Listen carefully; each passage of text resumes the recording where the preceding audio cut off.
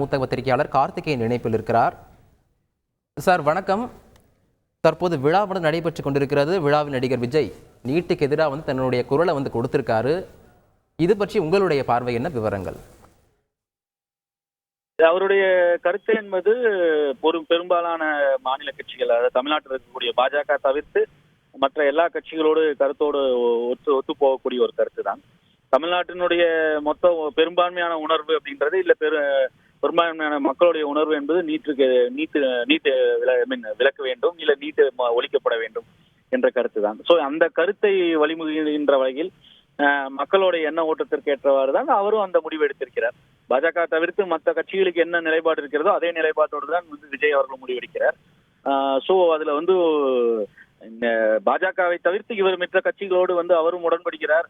நீட்டில் மாநில மக்களோட எண்ண ஓட்டத்தை பிரதிபலிக்க வேண்டும் என்ற முறையில் அவர் நீட் குறித்து மட்டும் பேசவில்லைன்னு நினைக்கிறேன். அதேமா கல்வி என்பது மாநில பட்டியல், மாநில உரிமை சார்ந்தது, மாநில பட்டியலில் இருக்க வேண்டும் என்ற கருத்தை வழிமொழியும் விதமாகத்தான் அவர் கருத்து பேசப்பட்டதாகவும் தெரிகிறது. ஏன்னா இது இந்த விஷயத்தில் அவர் ஒருவேளை நீட் ஆதரவோ இல்ல கல்வி என்ற விஷயத்தில் மாநில அது ஒத்திசைவு பட்டியலில் இருக்கக்கூடிய ஒரு விஷயத்துல மாநிலத்தினுடைய கருத்துக்கு மாறாக இல்ல மாநில மக்களுடைய எண்ண ஓட்டத்திற்கு மாறாக ஒரு கருத்து இருப்பாராயன் ஏற்கனவே பாஜகவினுடைய உந்துதலில் அரசியல் வருகிறார் என்ற விமர்சனமும் அவருக்கு எதிராக உண்டு, ஒரு தரப்பில் வைக்கப்படுகிறது.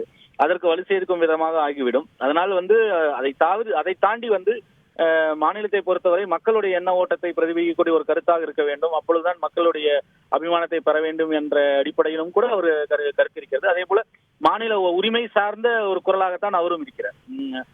இரண்டு திராவிட கட்சிகள் இந்த நிலைப்பாட்டில் தான் தொடர்ந்து இருந்து வருகிறாங்க. அதே போலதான் கல்வியை பொறுத்தவரை இல்ல நீட்டானாலும் சரி, இந்த கல்வி என்ற அந்த சப்ஜெக்டை பொறுத்தவரை மாநில உரிமைகள் சார்ந்து இருக்கணும், மாநிலங்கள் தான் தீர்மானிக்க வேண்டும், மாநில உரிமை சார்ந்து தான் இருக்க வேண்டும் என்ற நிலைப்பாட்டை தான் அவரும் எடுத்திருக்கிறார். அது ஒன்றிய அரசோடு இந்த கருத்தில் அவர் உடன்படவில்லை, அவர் முரண்படுகிறார்.